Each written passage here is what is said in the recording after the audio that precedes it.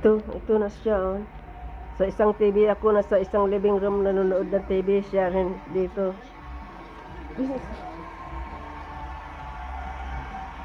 Don't do that. That's Robert, my nephew. But don't point playing me. Well, she's asking about you. So, he's silly goose. Nanonood siya ng ng Wheel of Fortune. Ako naman nanonood lang ng news. Okay. He's in the other room. Ako naman dito sa isang living room. Nanonood ako ng news. Siya naman dito sa isa na.